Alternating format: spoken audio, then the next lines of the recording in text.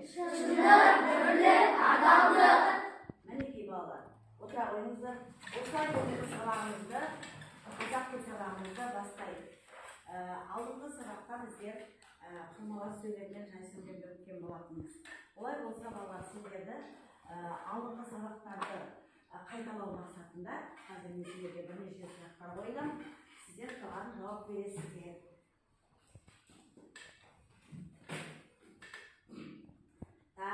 Алихан, сөйлем айту мақсатына қарай нешеге бөлінеді? Сөйлем айту мақсатына қарай сұраулы, хабарлы, ниетті сөйлем болып бөлінеді. Өте жақсы. Айлана, сөз тіркесі неден тұрады? Сөз тіркесі барлығы басылғы сөздерден тұрады. Өте жақсы, жарайсың.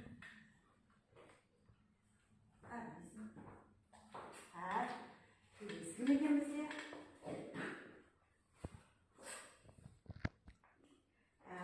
Анел, сөйлем құрылымына қарай қалай аталады? Сөйлем құрылымына қарай жай сөйлем мен қырмалас сөйлем деп аталады. Өте жақсы, тұра ғой. Келесі бізде диас екен. Диас, сөйлем дегеніміз не? Сөйлем мәтіннің ойын білдіреді. Сөйлем жалпы аяқталған нені білдіреді екен? Ойды білдіреді. Я, алып айтшы, жақсы. Келесі бізде жанайым, мәтіннің түрлерін айтамын. Мәтіннің түрлері әңгімеге құрылымдарын сипаттау. Өте жақсы. Келесі бізде сөйлем неден құралады? Маржан. Сөйлем сөзден құралады. Сөйлем жалпы сөзден құралады екен. Жақсы. Балалар, бәрімізді міне өткен тақырыпты қайталап жүруіміз керек екен. Жалпы біздер ережені, өткен сабақтарды жақсы есімізде сақтауымыз қажет. Ясқаны өмірде мінекей осылай қайталап жүреміз. Жақсы. Олай болса балалар, барлығымыз назарымызды мына жақтадағы сөйлемдерге аудара қояйықшы. Бізге осы сөйлемдерді оқи отырып, қандай ой келеді? Айлана оқи ғой бірінші сөйлемді. Күз келді. Бұл қандай сөйлем? Жай сөйлем. Жай сөйлем екен. Тек қана ғана бір ой білдірген екен. Жақсы, келесі сөйлемді оқиды. Айша бегім оқи ғой. Күн суытып өзендерге мұз қатты. Бұл қырмалас сөйлем. Ал дәлелдей қойшы осы қырмалас сөйлем екенін. Қалай дәлелдейсің? Өйткені бір-біріне байланысты екі жай сөйлем тұр. Жай сөйлемнен құралып тұр екен, бір-біріне байланысқан. Және жай сөйлемнің арасына, қырмалас сөйлемнің арасына қандай дыбыс белгі қойылады деді? Үтір қойылады деді. Өте жақсы. Келесі сөйлемді Дилназ оқи ғой. Құстар қайта бастады. Бұл жай сөйлем. Бұл жай сөйлем. Дұрыс па балалар? Тиянақты ғана бір ойды білдіріп тұр екен. Жақсы, соңғы сөйлемді Асыржан оқи ғой. Балалар құстармен қоштасып қол бұлғады. Бұл құрмалас сөйлем. Ал дәлелді қалай құрмалас сөйлем екен? Өйткені оның ішінде екі жай сөйлемнен тұр. Сөйлемдегі сөздер қалай? Бір-бірімен байланысқан ба? Байланысқан, және арасына не қойылып тұр? Үтір. Үтір қойылып тұр екен. Мінекей балалар. Сонда бізде осы Вен диаграммасымен салыстыра қойып. Жай сөйлем дегеніміз не екен? Құрмалас сөйлем деген не екен? Ережесін еске түсіре қойайық біздер.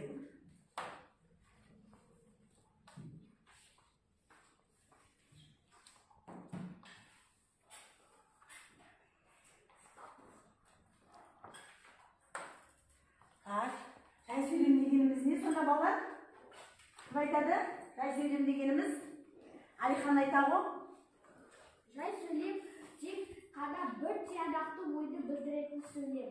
Жай сөйлем бір немесе бірнеше сөз бен сөз тіркестерден құралып, тиянақты ғана бір ойды білдіретін сөйлемді біздер жай сөйлем дейміз. Ал құрмалас сөйлем, еркем? Екі немесе одан да көп жай сөйлемі құралған сөйлем құрылмас сөйлем дейміз. Құрмалас сөйлем дейміз. Жаңа өздерің дәлелдеп жатқандай балалар, екі жай сөйлемден құралған және сөйлемдегі сөздер бір-бірінен байланысқан және құрбылас сөйлемнің арасында не болады екен? Үтір болады екен. Оны біздер құрбылас сөйлем деп атаймыз. Жалпы екеуінде не балам? Екеуіне ортақ не? Екеуінде сөйлем екен. Жақсы балалар. Алдыңғы сабақта біздер осы құрбылас сөйлемге, жай сөйлемге тоқталған болатын болады. Біз бүгінгі сабағымызда, осы сабағымызда әрі қарай не қыламыз? Олай болса, бүгін мен сіздерді балалар жай ғана 3 топқа бөлгім келіп тұр. Бірінші қатар бірінші топ боласыздар, екінші қатар екінші топ боласыздар, үшінші қатар үшінші топ боласыздар. Осылай топқа бөліне отырып, біздер қазір жаттығуларды орындаймыз. Кітабымызды аша қояйық, бүгінгі күннің жадын жаза қояйық. Бүгінгі сабағымыздың жалпы мақсаты балалар, құрбылас сөйлемнің тұрыс белгісін қойып жазамын және сызба түрінде құрбылас сөйлем құрастырамыз. Бүгінгі сабағымыздың мақсаты.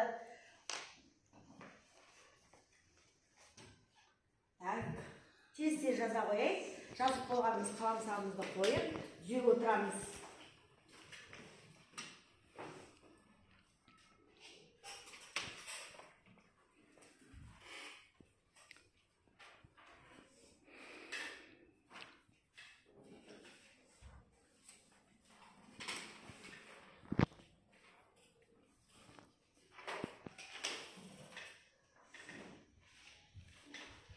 Жазып болдық та балалар барлығымызда?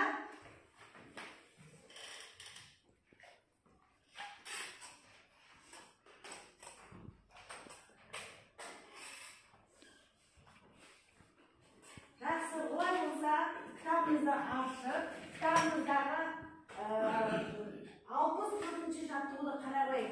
Онда белгіні кім оқи қояды біздерге? Мәтілек оқи қойып, не істеу керек екен?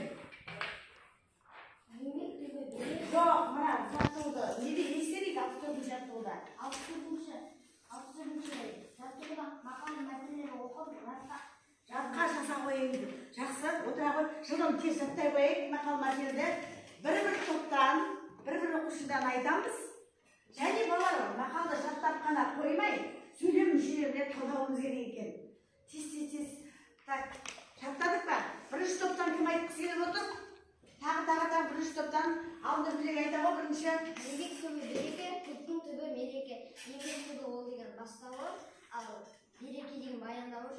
Көптің түбі деген бастауыш, мереке деген баяндауыш. Балалар екі топтың да отырсыздар, дұрыс па?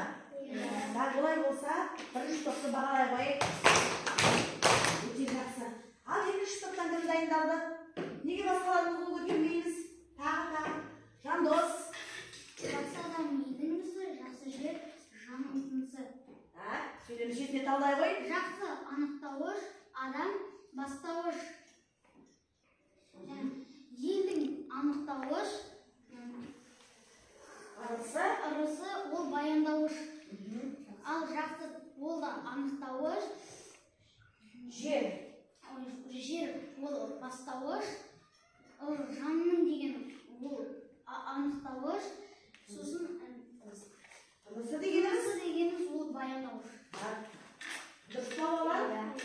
Олай болса екінші топты бағалайық. Өте жақсы. Үшінші топтан кімнің айтқысы келіп отыр? Тағы. Неге басқаларымыз жақсы жанайым айтамын? Батыр туса ел ырысы, жаңбыр жауса жер ырысы. Батыр бастауыш, туса баяндауыш, ел бастауыш, ырысы баяндауыш, жаңбыр бастауыш, жауса баяндауыш, жер бастауыш, жер ырысы баяндауыш. Дұрыс па олар? Тыңдадық қой, да? Дұрыс екен. Одай болса, үшінші топты бағалай қойайық. Өте жақсы. Мақалды балалар біздер осы тек қана жаттап қана қоймай, өздерің сөйлегенде осы сөйлеген сөздерінің арасында қолдана біліңіздер балалар. Жақсы. Енді келесі жаттығу біздерде 65-ші жаттығу екен. 65-ші жаттығуда балалар қараңыздар. Мәтінді әуелі түсініп оқып, сосын әрі қарай жалғастырыңыз дейді. Біздер енді бүгін бұл жаттығуды біздер ауызша орындайық. Қазір сендердің оқуларыңды тексеру бағытында біздер бұны ауызша орындаймыз бұл жаттығуды. Олай болса, бірінші топтан барлығымыз да сабаққа қатысып отырамыз болар. Қолымызды көтеріп сабаққа қатысып отырамыз. Бірінші топтан кімнің оқығысы келіп отыр? Жақсы, Асылжан бастай ғой. Bir top bala eski жұмыла кірісіп көңге тебетін мұзайдың жасап жатты. Жатты, жақсы. Екінші топтан Айсұлтан оқи ғой. Олар аланың қарын көріп теңістеді. Теңістеді, өте жақсы. Үшінші топтан Алдияр қатыспай отырмыз, Алдияр оқи ғой. Мұздайдың дайын болған кейін балалар көңгелерінің аяқтарына байлап сырғанақ тебуге кірісті. Жақсы. Тағы да кімнің оқысы келіп отыр? Сабаққа қатыспай отырған Еркемнің оқи ғой. Бұдан кейін екі топ құрып хоккей ойнамақшы болды. Өте жақсы. Мінекей біздер балалар сөйлемдерді жақсы етіп оқыды. Бұндағы сөйлемдердегі балалар қандай сөйлем? Неге? Өйткені олардың арасында түрі бар және жай сөйлемдер, бір-бірімен байланысқан жай сөйлемдер екен. Өте жақсы. Олай болса, осы мәтін қалай аяқталады деп ойлайсыздар? Кімнің өзінің ойын айтқысы келіп отыр? Жақсы, ал Айша бибіден сұрайық. Қалай аяқталады? кім жеңсе, сол медаль алады. Яғни, кім қалай толықтырады, жақсы етіп? Қай топ? Қай топ жеңеді, сол медаль алады. Мінекей, қай топ жеңеді, сол медаль алады екен. Жақсы балалар. Өзіміздің ойымызды жайлап толықтырып шақырмыз. Олай болса, балалар, енді кішкене сергіту бағытында мен сендерге ойын ойнатқым келіп тұр бүгін сабақта. Жұбын тап деген мына қолғаптар берілген мына жерде. Жұбын таба отырып, жаңағы сөйлемдердің қандай сөйлем екендігін айыруымыз керек екен. Олай болса, бірінші топтан ойынға келе ғой. Мержан сабаққа қатыспай отыр, кел сабаққа қатыса ғой.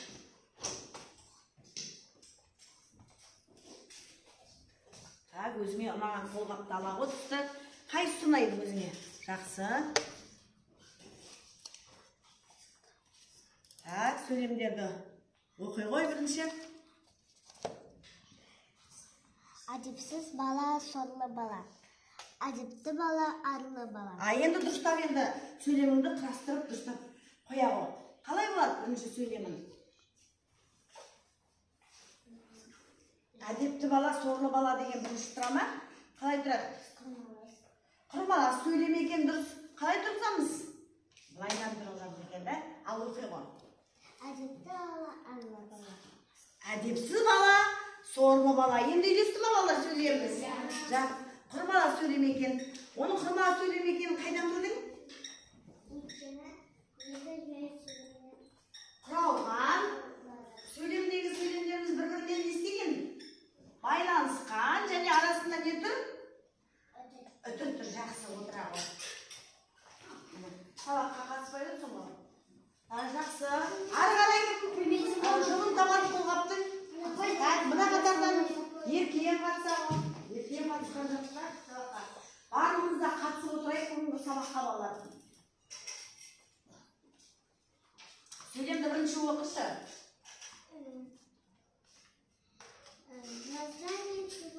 Оқып, басқа қарап оқшыш. Қандай сөйлем айта қойш? Жай сөйлем құрастыра ғой.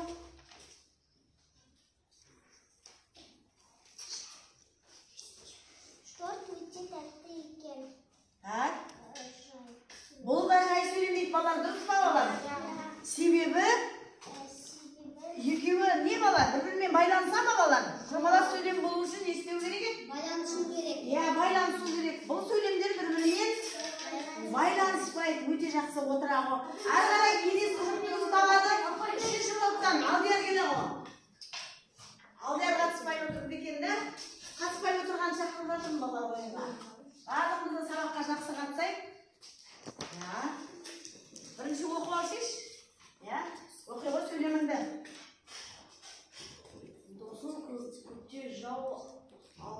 болмайды. Досы көптір, жауы болмайды дейді. Келесі сөйлемді оқи ғой.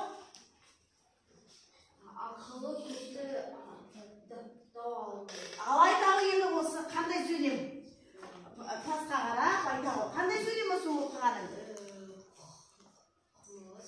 Құрмалас сөйлем дейді балалар, дұрыс па? Ал дәлелдеуге неге құрмалас сөйлем?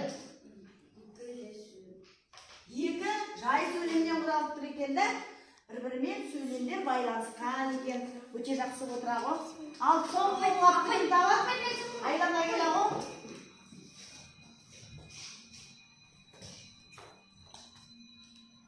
Туған ел болмас. Туған жер болмас. Ал бұл қандай сөйлем айта ғой Айлана? Бұл жай сөйлем. Өткен Құртай бала ойланайық. Жай сөйлем ме балалар бұлар? құрмалас сөйлем. Енді неге шатысып тұрмыз? Неге дәлелдей ғой? Өйткені ол екі жай сөйлемнен тұр. Ортасында үтір. Я, жаңа екі жай сөйлемнен құралған екен да, сөйлемдегі сөздер бір-бірімен байланысқан. Жақсы, отыра ғой. Жақсы балалар, ойынға барлығымызда қатысып, қолғаптың жұптарын таба білдік. Сөйлемдердің жаңағы жай немесе құрмалас сөйлем екенін айыра білдік. Айлана құрттай шатысып кетіп жатсың, алдағы уақытта осы жіберген қатеңді жібермеуге тырыс. Енді біздер әрі қарай біздерде 66-шы жаттығуды, 66-шы жаттығуды қазір біздер дәптермен жұмыс жасаймыз. Жаса қойыңдар 66-шы жаттығу. Балалар, сөйлем құрастырдық қой да? Олар болса, бұнда біздерге 3 схема берілген екен. Бірінші топ, бірінші схемаға құрастырасыздар сөйлемді, айта қоясыздар. Екінші топ, екінші схеманы, үшінші топ, үшінші схеманы айта қоясыздар. Ал бірінші топтан кім жауап бергісі келіп отыр? Бірінші топтан жақсы асылдар айта ғой. Сабыр кішпейден белгісі. Алар дұрыс па? Құрастырғаны, әлемді осыны сөйлем үшінде талдай қойшы. Бастауыш, анықтауыш, баяндауыш. Қайсысы бастауыш? Қандай сөз? Сабыр бастауыш, Шпейлі. анықтауыш, Белгісі. баяндауыш. Дұрыс па балалар? Екі топ, бағалай қойып. Өте жақсы. Ал екі-үш топтан кімнің оқысы келіп отыр? Айша келіп оқи ғой. Жаңбыр жауып, кемпір қосақ шықты. Дұрыс па құрастырған сөйлемі балалар? Схема бойынша дұрыс екен. Жаңбыр бастауыш, жауып, баяндауыш, кемпір қосақ бастауыш, шықты баяндауыш. Сөйлем үшінде талдауда дұрыс па? Дұрыс екен. Жарайсың, олай болса екі топ бағалай қойып.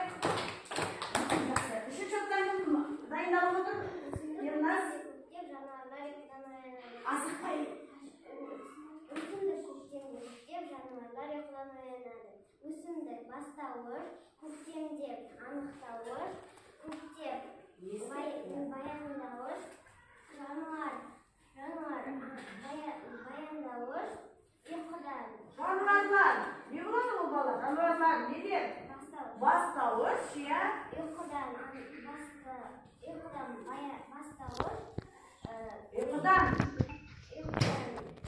анықтауыш, оянады баяндауыш. Құрттай шатысқандық да, дегенмен балар жақсы да құрастыруда сызба ойланса сөйлемді жақсы етіп құрастырған, сөйлем мүшесіне талдаудан кішкене шатысты, алағықтан мұқият болды жас. Так жақсы балар. Енді балар схема түрінде сөйлемдерді құрастыраламыз ғой да? Құрастыраламыз. Жақсы. Ары қарай соңғы 67-ші жаттығу балар біздер бұны бұл жаттығуда сөйлемдердің тиісті тыныс белгісін қойып, көшіріп жазу керек екен. Жаза қойыңыздар. Ал енді біздер бүгін тақтамен жұмыс жасайық. Ол үшін бірінші топтан жаңағы сөйлемді жаза қойсын. Кім жазғысы келіп отыр? Қай топтан? Тағы. Келағо, Жандос Келағо бірінші сөйлемді жаза ғой. Ал сіздер қалғандарыңыз орындарыңыздан отырып, тиісті тыныс белгісін қойып, сөйлемдерді әдемі жазып, көшіріп жазамыз.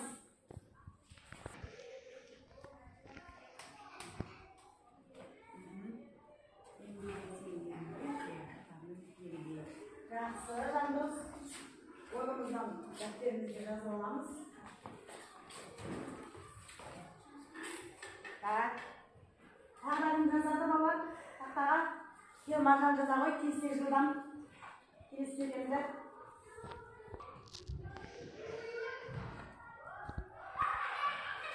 Балалар жазған сөйлемі дұрыс па? Дұрыс тексті қою дұрыс па? Дұрыс екенін жақсы жарайсың маржан. Так. Барлығымызда жаттығуды жазып болды балалар.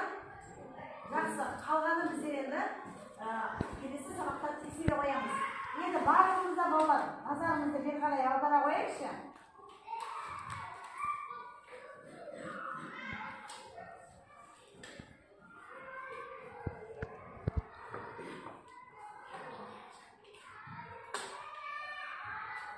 Тақтада балалар, аяқталмаған ой беріліп тұр екен.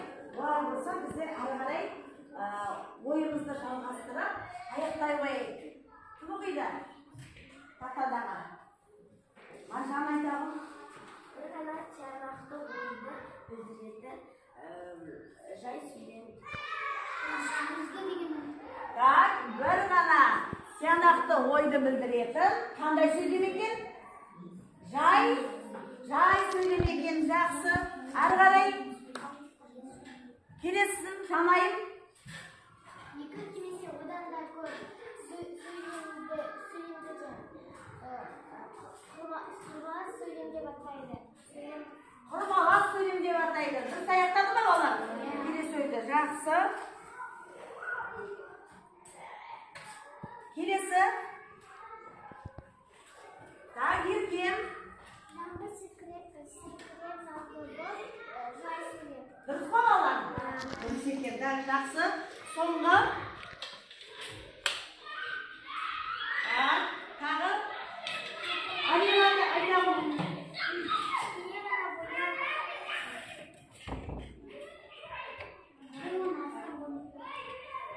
Келе қосып тағы қарай көрінбесе.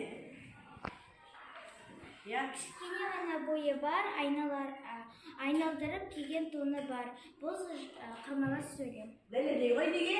Өйткені мұнда екі сөйлем, екі жай сөйлемнен құралған. Және арасына не қойылған екен? Сөйлемдегі сөздер? Сөйлемдегі сөздер бір-бірімен байланысты. Өте жақсы отыра ғой. Балалар жалпы осы жай сөйлеммен құрмалас сөйлемнің ережесін қатыстырмаймыз. Жай сөйлем дегеніміз тек қана бір ғана тиянақты ғана ойды білдіреді екен, ал құрмалас сөйлем дегеніміз екі жай сөйлемнен құрала отырып, және сөйлемдегі сөздер бір-бірімен байланысты болады. Және сөйлемнің арасында не ойлады? Өтір ойлады екен. Есімізде сақтаймыз осыны. Жақсы.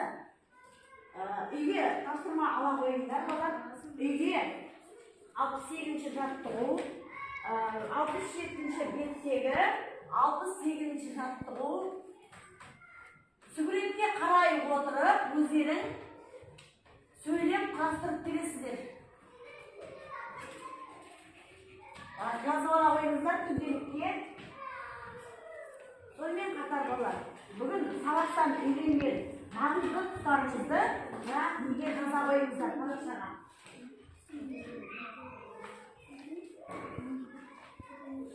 Маңызды тұстарын жаза қойыңыздар. Тез-тез. Күнделіктеріңе белгілеп алсаңдар, маңызды тұстарын жаза қойыңыздар.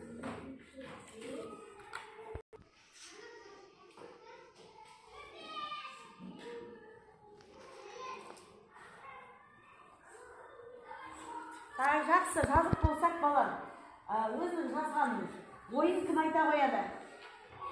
Кім айтады? Жазып болғанымыз. Айта қояйықшы? Ал, Алихан айта қой. Мен бүгін сызба арқылы құрмалас сөйлем мен жай сөйлем табуды үйрендім. Жазуды үйрендің да? Өте жақсы. Тағы бар ма өздеріңіз ойыңызды айтамыз деуші? Маржан айта ғой.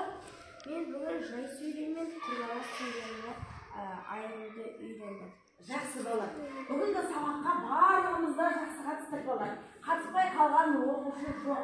Себебі мінекей алдарыңызда барлығымызда бағалау парағы тұр екен. Үйге тапсырма түсінікті ғой балар, сабақ аяқталды. Сау болыңыздар.